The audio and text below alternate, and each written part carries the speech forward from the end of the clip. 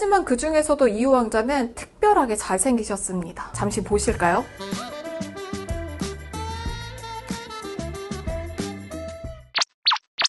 대한제국의 후예들, 이유 왕자입니다. 이유 왕자는 고종의 아들인 의친왕의 아들이에요. 그러니까 고종의 손자이자 순종의 조카입니다. 사실 눈에 띄게 잘생겼어요. 왜 이렇게까지 잘생겼나를 보면 엄마 아빠를 보고 또 할머니 할아버지를 봐야 하잖아요. 사실 할아버지인 고종을 막 이렇게 빼어 담지는 않았어요. 그렇다면 이 유전자는 할머니인 귀인 장씨에게서 온 거라고 추정이 됩니다. 귀인 장씨가 정말 빼어나게 예뻤다고 하는데 매천야록의 기록을 보면 명성황후의 미움을 받아서 의친왕을 낳은 이후에 바로 궁궐 밖으로 쫓겨났대요. 그래서 자세한 기록은 없습니다. 고종과 귀인 장씨 사이에서 이유 왕자의 아버지인 의친왕이 태어났는데 이 의친왕도 정말 잘생기셨거든요. 이 잘생긴 유전자는 이어져서 의친왕의 자녀들은 모두 수련 의무를 가졌습니다. 이분이 이유 왕자의 형님인 장남 이건입니다. 하지만 그 중에서도 이유 왕자는 특별하게 잘생기셨습니다. 잠시 보실까요?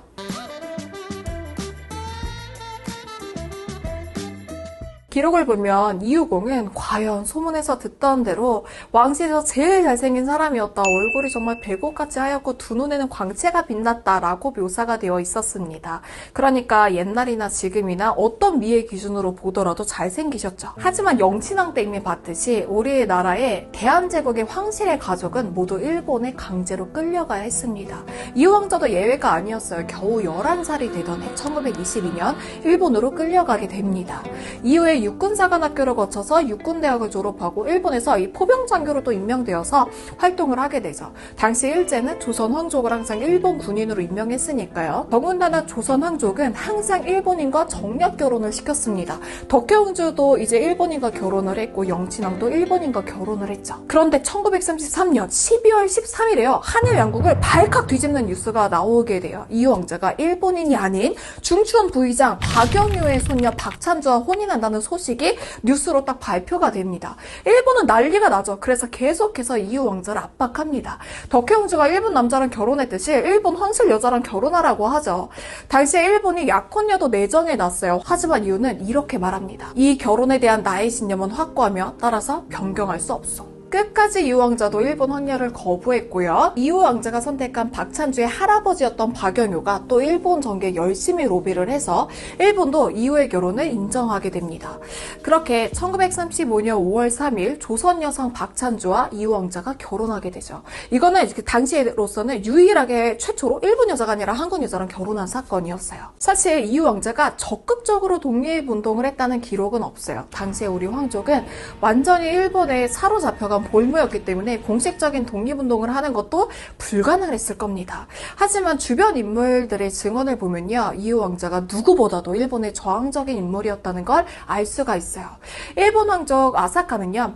이유가 항상 조선은 독립해야 한다고 마음속으로 새기던 사람이라고 얘기를 했고요. 굉장히 똑똑한데 화가 날 때 이제 본심이 나오는 거잖아요. 화가 날 때는 조선어, 우리나라 말을 사용했다고 합니다. 영친왕의 부인이죠. 이방자 여사는 이유공은 일본의 저항적이어서 일본과 관련된 것이라면 병적으로 싫어했고 일본 음식도 싫어했다고 이야기를 남겼습니다. 하지만 이유 왕자가 원하는 대로 살 수 있는 시기가 아니었어요. 특히나 1930년대 일본은 전쟁을 계속해서 벌였어요. 배경을 간단히 살펴보면 1929년 세계적인 경제 대공황이 전 세계를 강타하게 됩니다. 쉽게 말해서 대공황이 왜 벌어지게 되냐면 물건을 많이 만들어냈는데 이 물건이 다 소비가 안 된 거예요. 일본은 이거를 전쟁을 통해서 해결하려고 하죠. 여러분 그냥 쉽게 생각해서 전쟁을 하면 옷 찢어지죠. 사람 죽죠. 의료용품 필요하죠. 굉장히 많은 물자가 소진이 되니까 과잉 생산된 물자를 소비할 수도 있고요. 거기에 전쟁을 통해서 새롭게 식민지를 확보하면 찍어낸 아직 안 팔린 물건들을 팔 수도 있는 거예요. 그렇게 1937년 사건이 터지게 됩니다. 대공황을 전쟁으로 해결해 보려고 했던 일본이 1937년에 본격적으로 중국을 침략하면서 중일전쟁이 터지게 된 거예요. 일본이 루거우차오 사건이라고 하는 사건을 날조해서 중국을 침공합니다. 중일 전쟁이 터졌고 일제는 이 왕자를 만주로 파견해서 근무하게 해요. 당시 일본은요, 한 3개월이면 중일 전쟁에서 중국을 이길 거라고 생각을 했어요. 근데 생각보다 중국의 이 저항이 굉장히 거셌고 전쟁이 장기화가 되니까 대동아 공영권이라고 하는 말도 안 되는 소리를 하기 시작합니다. 동양이 일본을 중심으로 똘똘 뭉쳐서 서양 제국주의를 물리쳐야 한다면서 동남아시아까지 침공을 하게 되죠. 그런데 당시에 동남아시아 여러 나라를 식민 지배하고 있었던 나라들이 가만히 있었겠어요? 영국, 네덜란드, 미국 등의 나라가 일본의 경제 제재를 가합니다. 특히 미국은 일본에 석유 수출해주던 걸 끊어요. 그런데 이 석유가 없으면 전쟁 치르기가 어렵잖아요. 비행기 연료고 탱크 연료가 되니까 일본은요, 마탱이가 가서 세계 최강 미국과 맞짱을 뜨기로 결심합니다. 1941년 미국의 하와이에 진주만을 기습 공격을 하게 된 거죠. 그렇게 태평양 전쟁이 시작됩니다.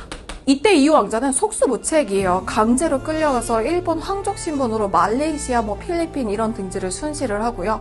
1944년에는 중국으로 또 전출이 되어서 만주 일대의 전쟁에 동원이 되죠. 이 고단한 삶 속에서 이유 왕자의 바람이 뭐였을까요? 바로 조국, 조선으로 돌아가는 거였습니다. 당시 언론인 김우란과의 대화 내용을 보면요. 이제 그만 군복을 벗고 운영궁에서 여생을 보내고 싶지만 어디 그것이 마음대로 되겠습니까? 지금은 꾀병을 써서 병중이라는 이유로 며칠 더 여유를 얻은 것이지요. 라고 하는 내용이 남아 있습니다. 너무나 지쳤을 거고 전쟁이 계속되는 두려운 상황 속에서 이제라도 조국에 돌아가 그냥 내 한 몸 누이고 싶은 마음이 너무 절절하게 느껴지는 것 같아요. 1945년 전쟁은 이제 막바지로 치닫습니다.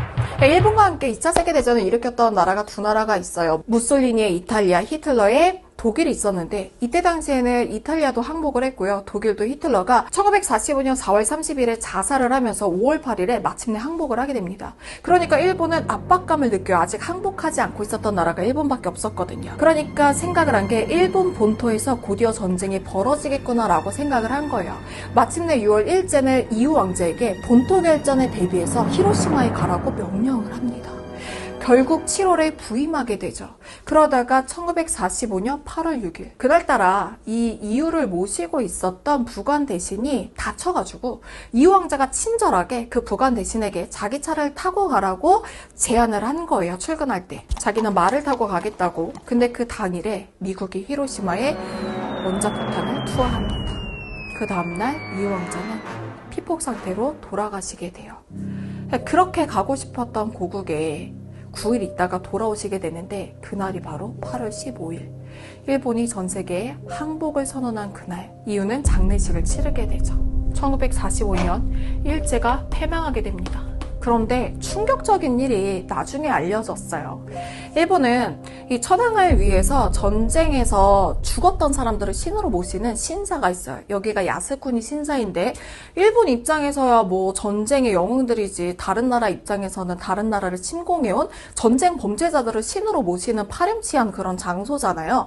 이 야스쿠니 신사에 조선의 왕자 이유를 강제 합사시켰다는 사실이 알려진 거죠. 우리 측에서 항의를 하니까 일본 측의 입장은 죽은 시점엔 일본인이었기 때문에 일본 왕족과 동등한 지인이 야스쿠니 합사된 거라고 이야기를 했습니다.